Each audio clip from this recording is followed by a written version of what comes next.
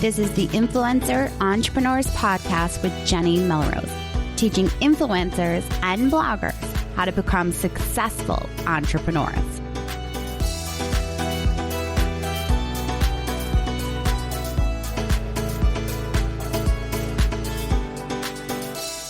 This is episode 127 of the Influencer Entrepreneurs Podcast with Jenny Melrose. Today, we're going to talk about how to build an effective team. Now, whether you are a one-woman show or if you already have a VA, you're going to want to listen in on this interview. Today, I'm talking to Emily Perron, who actually goes about helping other bloggers and entrepreneurs hire and build their team. So she is bringing some expert advice as far as what you should be looking for when you are hiring. What should those roles look like, and what should their job description be?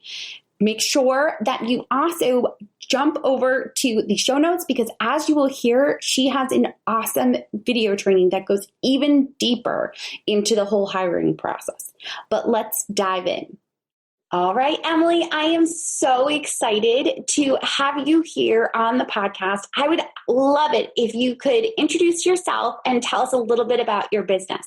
Yeah, so I'm so glad to be here. And so a little about me is I often say that everything I've done has brought me to this point where I'm hiring freelancers for bloggers.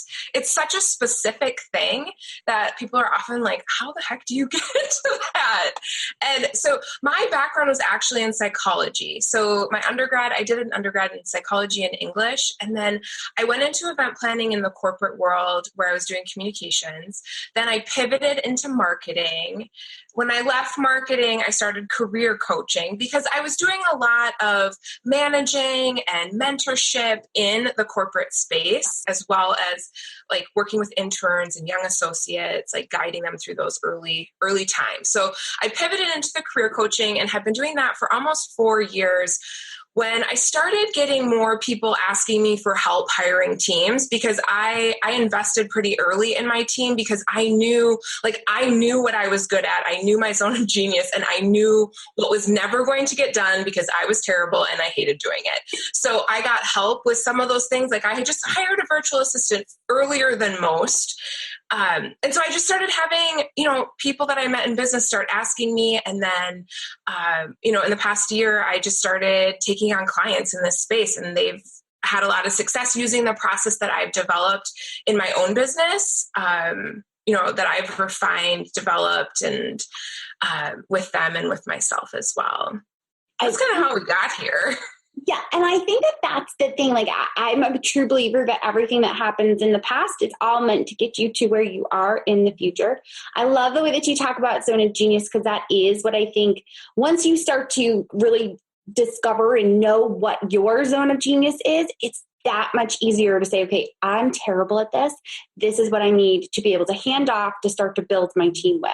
So I love that you talk about that. And I know for myself, this was something I really struggled with. And it's not, I think I'm partly type A where I like to control things, but I'm also okay with starting to hand things off, especially when I start to notice that it's affecting my family and my home life because, well, my phone is glued to my hand, which is, I think, what has happened this day and age, right? Yeah, totally. Very good. No, so I'd love to kind of just dive into when you feel it is the right time to really start to build a team. Is there a specific time? Yeah.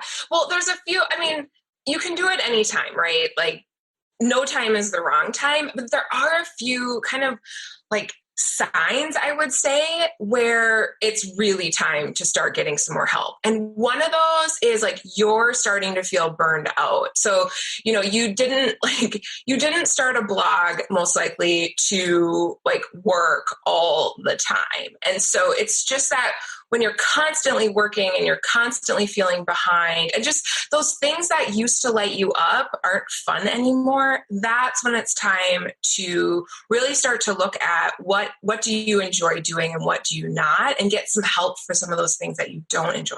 This isn't about being 100%. This isn't about like 100% in the stuff that you love, but we can move toward that, even just 50%, getting more of a balance of stuff you love and stuff that's not so fun.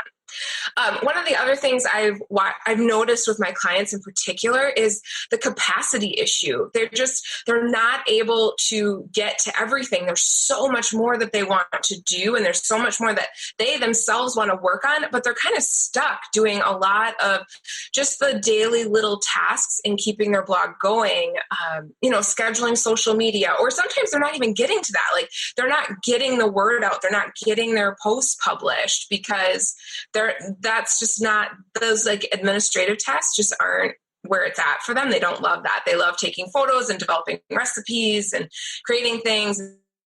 They're just really starting to limit their growth. Their growth is really starting to get limited by the fact that they can't get to everything they want to do.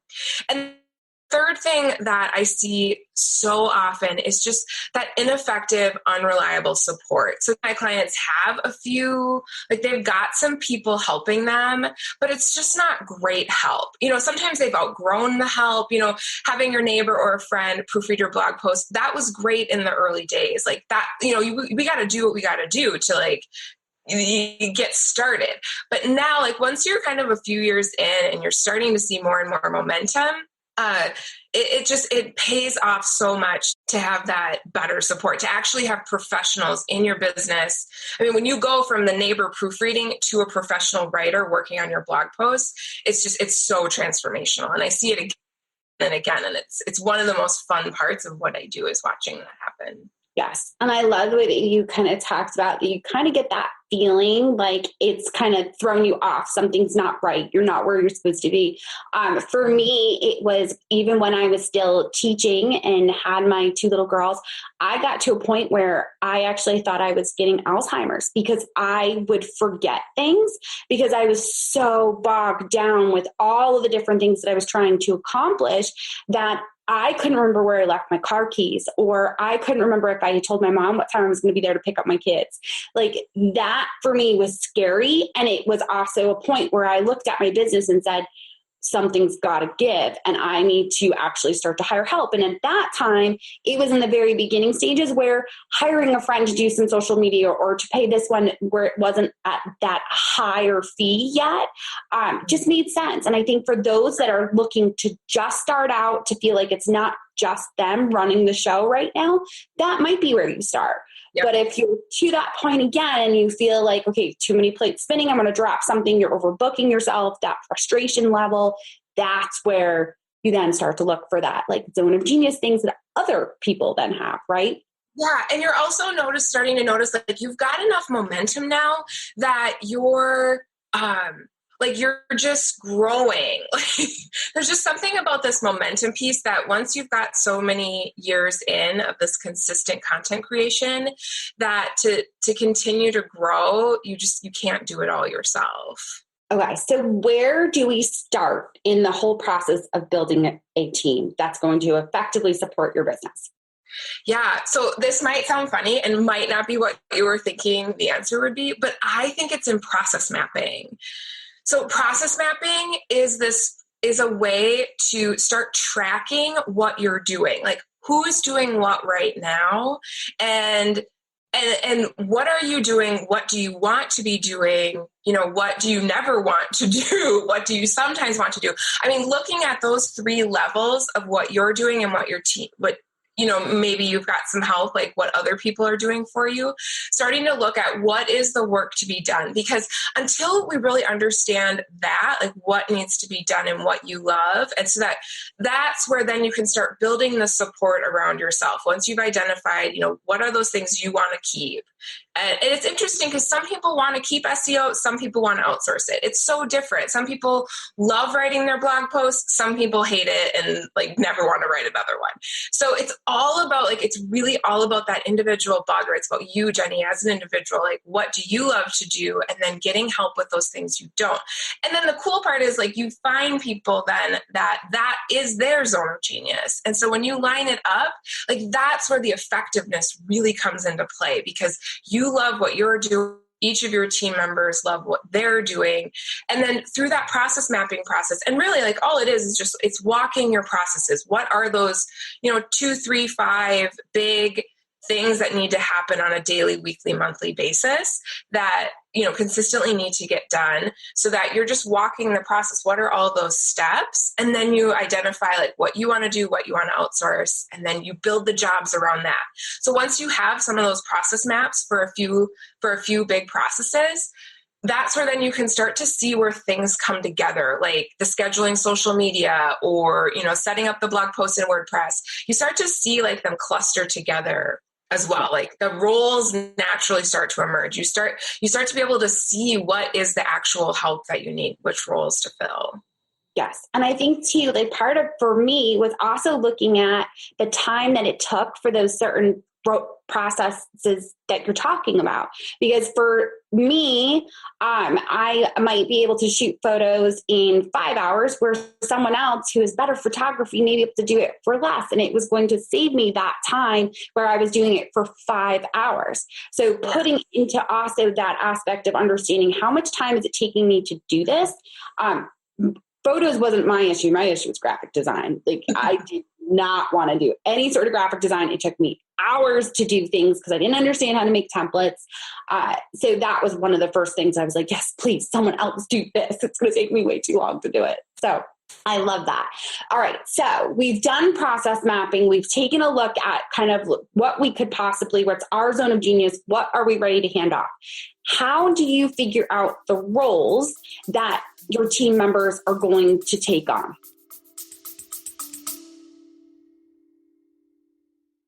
Whether you're a seasoned podcaster or just thinking of starting a podcast, you need to listen to Buzzcast from the folks at Buzzsprout. Here we go! Buzzcast covers everything a podcaster should know, from marketing strategies and how to make money from your podcast to the latest and greatest tech and industry insights to keep you on the cutting edge. Follow Buzzcast by clicking the link in the description or go to buzzcast.buzzsprout.com and keep podcasting.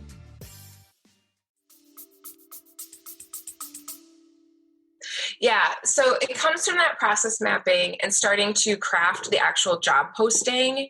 And so I've refined a process. There's five pieces of it.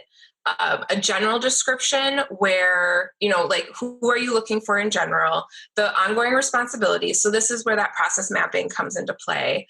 The third component is your preferred qualifications. What kind of background do you want them to have? How much experience do you want? The fourth section is then about you and your blog and what you do, who you serve, what makes you fun to work with. And then the fifth part is the application instructions. So what's the deadline to apply, as well as some questions that you want them to answer. I've really moved away from cover letters in my process because I've just found they're not that helpful. But asking specific questions and having them even just write a few sentences on each has been just much more valuable. It allows me to compare different candidates. So it's really that moving into that. I found that it's really when you're crafting those job postings, that's when it gets really clear who you're who you're looking for and what the role is going to be. And they can shift too. Like you might think you need a writer, and then you start this job posting and you notice like you're putting just way too much on one person. Like you're asking them to write the blog post and the social media and do all your scheduling and manage your calendar. So like that's where like we have to be cognizant and aware of that scope creep of like expecting one person to do everything, because they're not going to be good at all those things. They might be able to do some of them, but it could be, you could be kind of wasting your money. Or you can too, like sometimes writers would cost more than a virtual assistant. So, pulling those tasks into the right role, sometimes I end up like splitting roles apart as well. And I do this in my own business. See, and I think that was what I kind of was wondering, is whether or not they kind of overlapped ever, as far as, are they doing the writing of the blog post as well as the social media, or what should that look like? And does it sometimes, you think, also depend upon that person that you then find? Yeah, for sure. Yeah. Some of them might be, yeah, absolutely. And I'm only asking that question because I know in my business, when I kind of handed things off to a VA, and then once I started kind of take on an executive admin, she's taken on other roles that I didn't realize I was going to end up kind of handing off. And we're getting to a point where, does it make sense for her to now have someone else to hand those kind of things off, that she doesn't need to be doing the, emailing or whatever it is that is part of the follow-up? Yeah, absolutely. But it's not like we don't necessarily start there, right? It's like it has to happen. This organic, natural team growth needs to happen. And it happens. Like, I just continue to trust the process, and I'll know when I've outgrown someone. I trust that, we'll know when those things need to be pulled apart. Yes. So before we can get to that point, are there strategies that we need to put in place to make sure that they are the right person? Should there be a trial period? What does that kind of look like? Yeah. So there are a couple of things that I do that I recommend in this space particularly. One is with pretty much every posting I do some kind of work sample. So before I interview, I ask so if they're a writer, I have them write a couple social media posts. If they're, a VA that's going to help me create Pinterest images, then I make sure that they create a couple Pinterest images and write a caption for us. So that I can actually see who is like just going to naturally do what I want them to do without a lot of explanation. So that's the one like differentiator that I've put in place. And then also the trial period, like you mentioned, that is crucial. I like to do 30 days. There's that old philosophy, like hire slow, fire fast. That's what this is. Like everything I've talked about, like process mapping isn't necessarily like, you don't necessarily do it in 10 minutes. So it's like you take that time to craft the roles, write good job descriptions that are attractive. And then so like once you're that far into the process, it's pretty clear who the right fit is for you. And then if they aren't a good fit, you have that out of that 30-day trial period that you can let them go fairly easily. It's not so hard to just cut ties. Yes. So now if we're at a stage, let's say, for example, that we haven't hired yet, or we've hired like maybe one or two people, and we're looking to now start to fill out more of these roles because we understand how we have very little time. Is it smart to hire more than one person at a time, or does it make sense to kind of stagger them? So I think it can depend on the person. For me personally, and what I recommend with my clients is one at a time, because it takes a lot to onboard new people, especially if you're not super practiced. Like if you've had like 20 different team members at this point, that person is going to have a lot more practice onboarding and, bringing those people in and training them and showing them like how they want things done, that it can be easier. But for myself too, and for my clients, I recommend one at a time. And you can do two back to back, but like give yourself like a little bit of a break, like one per month or one every other month, just so that you have that space to adjust and get comfortable and get some support in as well. And then I also think too, in terms of what, like you can prioritize these roles then too, like what is the most emergency need? Like what do you need help with the most? Is it the writing? Is it the graphics? Is it, more of like an assistant role, like you're just not getting things scheduled. So notice that too, like what is causing you the most pain, and then like hire that role first. Okay. And I also think in terms of phases as well, like we don't necessarily have to build a team of 10 next week. We can have a vision for like an organizational chart. You can have a vision for what you want this team to look like and what the roles are, but you don't necessarily have to have them all developed out. Like I said, you can prioritize, pick that one role that you're going to do first, and then, learn and add from there. Yes. And I think that there's definitely a difference between building a team and also just kind of hiring someone maybe that's going to do your Pinterest marketing. Does that make sense? Because if you're hiring an agency that does Pinterest marketing, they're not necessarily part of your team. You wouldn't necessarily have to worry about all of the onboarding and the pieces, but we're primarily here talking about you're going to take on that role for them and have to explain exactly what it is that you want in your business, have those processes in place so that they do understand that. And I think that is often what can trip people up, is that when we look at, okay, well, how do I start to hire? We go and we think, okay, well, we're hiring a Pinterest agency and now we're going to hire an email marketing agency. They're not necessarily part of your team in that case, right? It's a little bit something different. Yeah, that's a great distinction to make, right? Now, you have a training video that goes a bit deeper into this. Can you tell us a little bit more about that? And we're going to make sure that we actually link to that in the show notes so that everybody can make sure that they go into that. If you're to the point where you're starting to feel overwhelmed, you're going to want to watch this. But walk us through kind of what we can expect to learn. What are some of the key takeaways? Yeah. So in that webinar replay, I really go in depth into the 5 areas that are crucial for finding those amazing freelancers, bringing them in. And we've touched on a lot of them, but the first one is really that organizational strategy, the process mapping, getting the roles right. Then we go into job posting, actually crafting something that's super attractive to those really good freelancers, because they only apply for a few jobs. The best freelancers are very selective. And so that's why I've just developed this job posting that works so well. So you get that whole outline in there. And then, then we talk about the selection process. I do some things differently in selecting that just help with the overwhelm. So it's easier to see who's the best fit.